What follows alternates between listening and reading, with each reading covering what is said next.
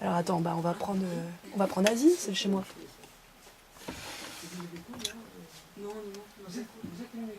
Kurde, Timor, Amazonie.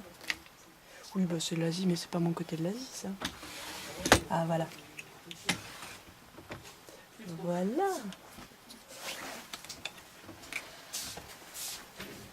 Inde du Nord.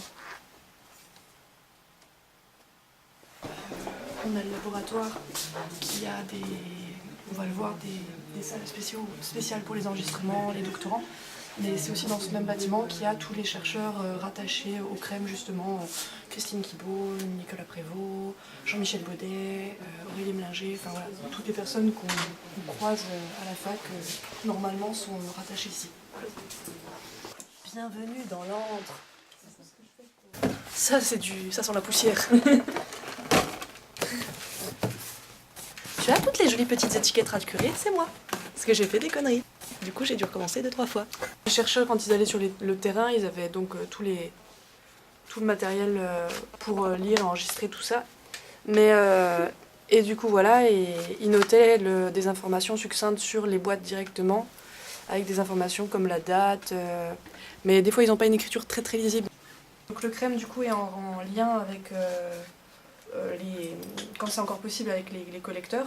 Mais quand ces derniers sont plus en vie ou qu'ils sont plus en capacité de pouvoir documenter eux-mêmes leurs données, le CREM rentre en contact avec les structures qui gèrent ce genre de choses. Donc avant, c'était par exemple une personne qui est dans un autre laboratoire qui avait ces bandes, qui nous les a fait en dépôt et que c'est nous, en tout cas, qui nous en occupons maintenant. Voilà. Mais ils ont toujours les carnets, donc il va falloir qu'on aille les chercher. Voilà.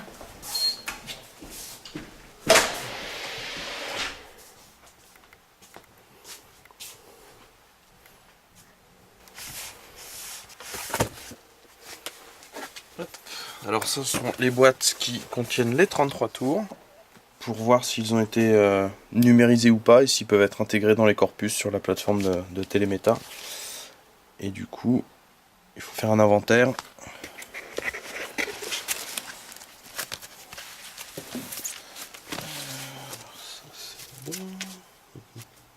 Je travaille sur le fond d'Aurélie Mlinger.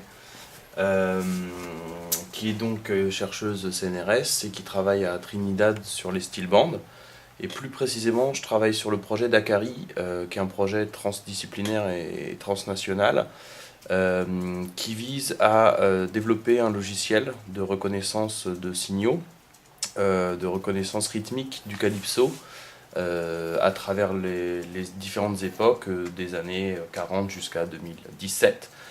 Et donc la partie ethnomusicologie est assurée ici à Nanterre et la partie développement de logiciels informatiques est assurée à Londres par une équipe de chercheurs. Donc c'est une collaboration dans le cadre du LabEx qui s'appelle Les Passés dans le présent. Et moi je travaille plus précisément sur le projet d'Akari. Alors sur la plateforme Téléméta, la plateforme du CREM, en fonction des corpus qu'on souhaite sélectionner. Donc je vais accéder par exemple ici au corpus des enregistrements édités. Donc enregistrements édités, c'est-à-dire que ce sont des enregistrements que Aurélie Mlinger a rapportés de ses différentes missions à Trinidad.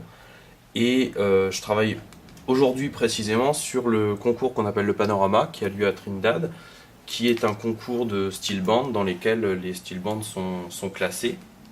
Et ça constitue une partie du corpus qui sera envoyé aux ingénieurs pour l'analyse du signal à Londres.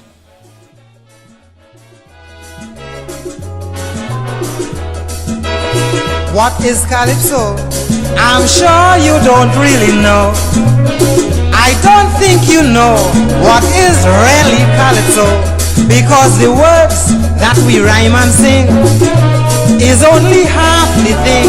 I can show you that Calypso is more than a work of art. It is a feeling which comes from deep within. Sometimes a tale of joy or one of suffering.